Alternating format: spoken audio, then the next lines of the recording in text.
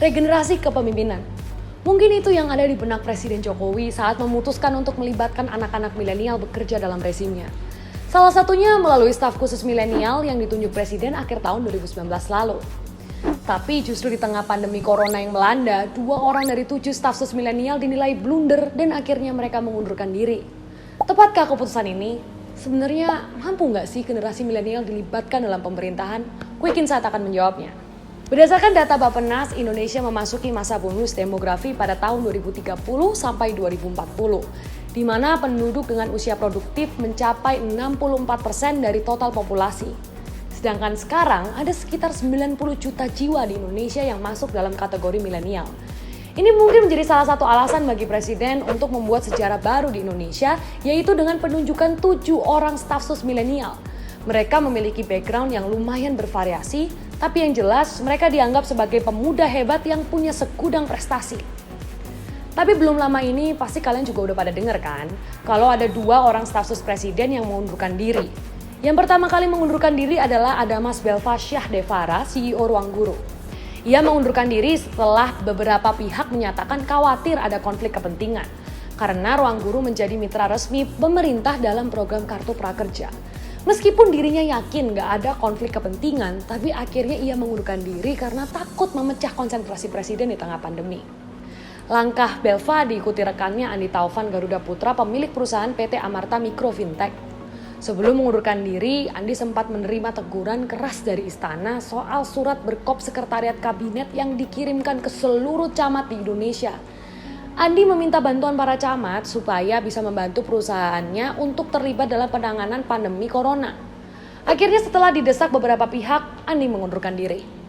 Sedih sih lihat kejadian ini, apalagi sebagai sesama generasi milenial yang sangat bangga melihat mereka bisa bekerja di istana dengan usia yang masih muda. Sempat muncul pertanyaan di benak gue, bisa gak sih milenial duduk di kursi pemerintahan? Jawabannya bisa. Udah banyak contoh dari negara lain di mana milenial bisa menjadi pemimpin. Seperti Malaysia yang pernah memiliki Menteri Pemuda dan Olahraga yang berusia 26 tahun bernama Syed Saddiq.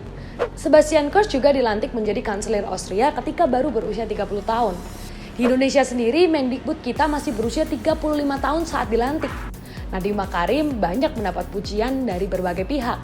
Salah satunya Menteri Pendidikan Malaysia Dr. Masli bin Malik yang menyebut kebijakan penghapusan ujian nasional 2021 merupakan kebijakan yang seharusnya diambil karena banyak negara maju yang juga sudah menghapuskannya. Nyatanya masih ada generasi muda yang mampu mengemban amanat yang berat ini. Pengamat politik Gun Gun Herianto mengatakan posisi milenial di pemerintahan sangatlah penting. Indonesia perlu anak-anak muda yang berpotensi untuk memimpin di masa depan. Jadi langkah Presiden Jokowi untuk menyediakan ruang bagi anak-anak muda memimpin di bangsa ini sudah benar. Hanya saja Gun Gun menyebut sistem pelibatan milenial dalam pemerintahan kita belum efektif. Menurutnya, staf sus milenial masih bekerja di permukaan dan belum menjalankan pembagian peran mereka secara terfokus.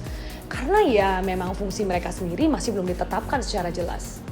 Akhirnya ia juga menyayangkan kalau peristiwa yang menimpa Belva dan Andi Taufan terjadi. Mereka memang sudah seharusnya mengundurkan diri, karena kalau mau jadi staf sus lebih baik memilih untuk meninggalkan bisnis mereka sehingga nggak muncul konflik kepentingan. Yang menjadi koreksi ke depannya, mungkin dalam pemilihan terhadap calon-calon milenial ini bisa lebih diperketat.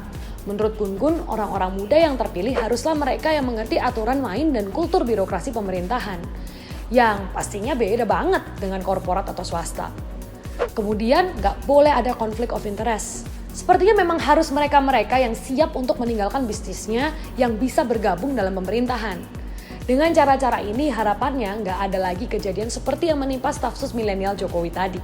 Intinya masih ada harapan kok buat kita generasi milenial untuk bisa mengabdi di pemerintahan dengan baik. Gimana menurut kalian? Sudah siapkah milenial di bangsa ini untuk memimpin negeri? Tulis komentar kalian di bawah ya.